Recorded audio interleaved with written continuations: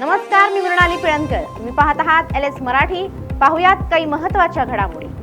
उद्धव ठाकरेंसह 9 जणांचा विधान परिषदेचा कार्यकाळ संपणार. विधान परिषदेच्या एकूण 9 सदस्यांचा कार्यकाळ येत्या 13 मे रोजी संपुष्टात येणार.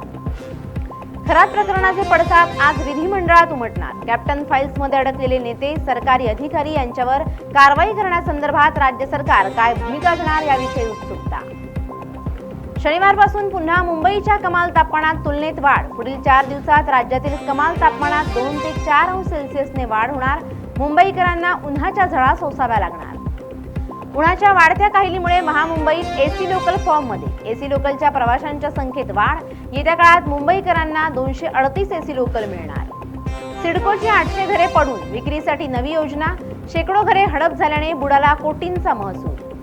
घरगुती गॅस सिलेंडरच्या वितरणात महत्त्वाचा बदल. घरगुती वापराचा गॅस सिलेंडर नागरिकांना आता अर्ध्याच वजनाचा मिळणार. सामान्य घरातील दैनंदिन गणित बिघडणार.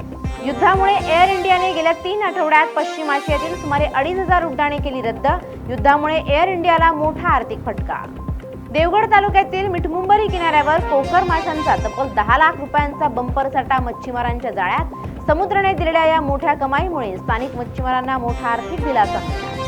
अकोल्यातील डाबकी रोड परिसरातून एक धक्कादायक घटना समोर. कॅनॉल नाल्यात एका अज्ञात महिलेचा मृतदेह आढळल्याने परिसरात खळबळ. घटनेमुळे परिसरात भीतीचे आणि चर्चेचं वातावरण. उल्हासनगरात पहाटे जीवघेणा हल्ला. आज तुझा खून करतो म्हणत झुलेलाल रोडवर तरुणावर धारदार वार.